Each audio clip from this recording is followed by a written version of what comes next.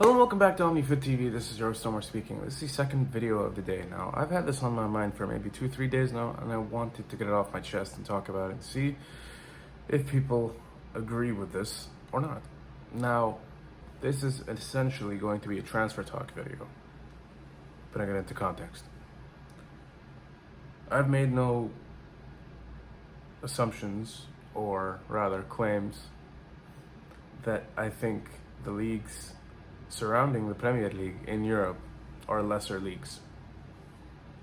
But there's obviously a huge financial deficit. And we're looking at Serie A primarily because it's been scrutinized in a very intense manner.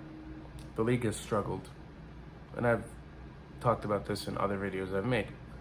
Now, my main point here, so as not to waste any more time, I look at AC Milan and I look at the players they've signed. The players they've signed from Chelsea, mainly because it's my club.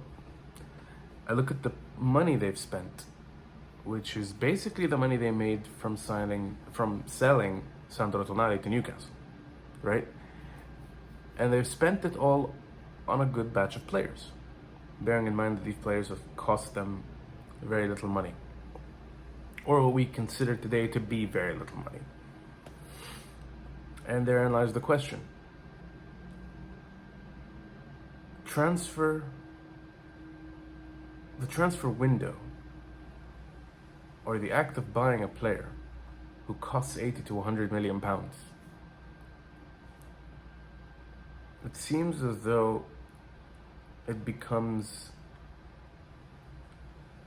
a manner by which we think that our problems are solved in said position, or that, by having this amount of money and spending it on this player or that player, that I don't necessarily need to put much power in scouting. Kvaratskhelia of Napoli is a brilliant example of what good scouting can give you. And I start to wonder, is the transfer window, or is the act of purchasing or enriching a squad, solely coming down to the money that the transfer window is throwing around from club to club?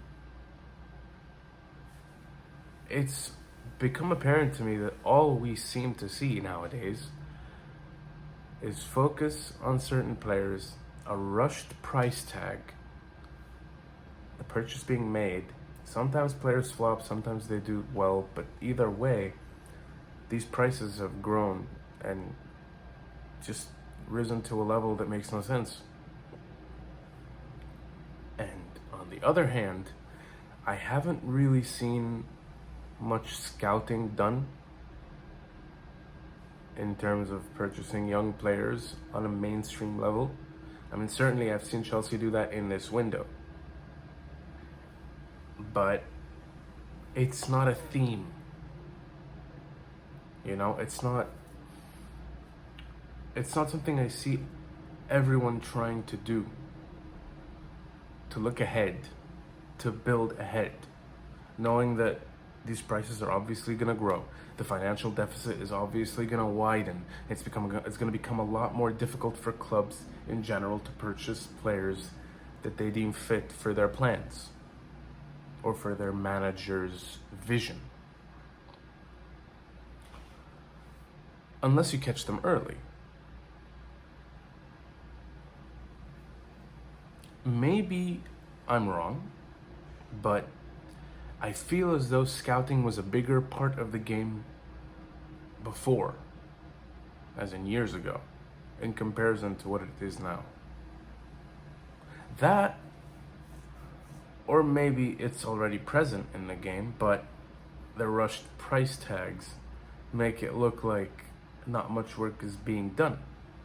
Because if you scout a player, play him for a season or two, you toss a big price tag on him, and you ship him off to God knows where. It's good if you're a smaller club trying to make ends meet or trying to grow in a financial aspect. It's not good on the long term. maybe for your players. But in terms of big clubs as well, there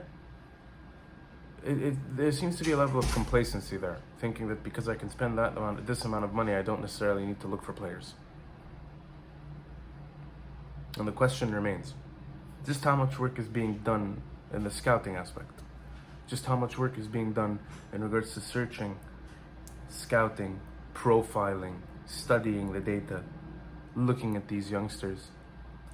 It seems as though only the bigger clubs have, or certain bigger clubs, a certain amount of them, a certain number, have the capabilities to do that, to be patient enough to scout these players and bring them in.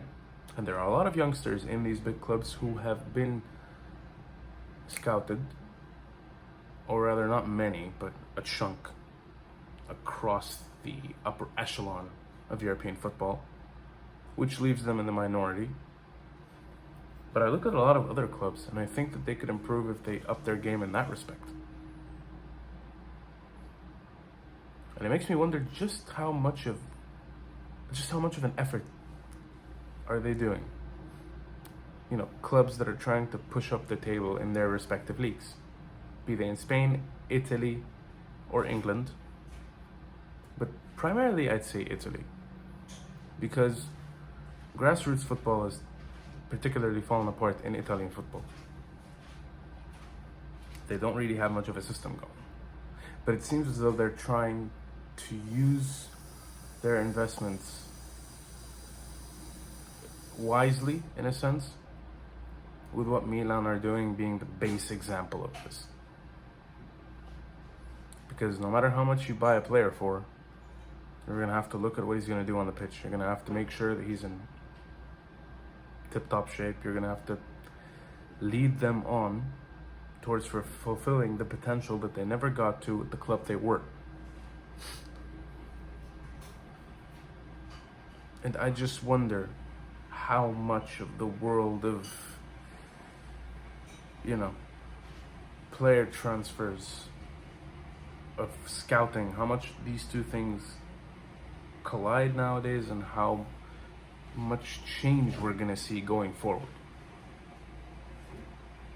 Because I feel like I always look at the clubs hanging around the mid-table area, for example, and I think that they could do more than they've done. Maybe it does always come down to money, be it in this aspect or that, in terms of scouting, because you need the money to be able to go places and look at players, right? But maybe it's not even that. Maybe it's much simpler. And that's my 2 cents on the matter. I just thought I'd make this video to ask the question, see what people thought about it. Thank you for tuning in. If you like this video, please press the like button, hit that bell notifications button because we post on a daily basis, and subscribe to the channel if you're new.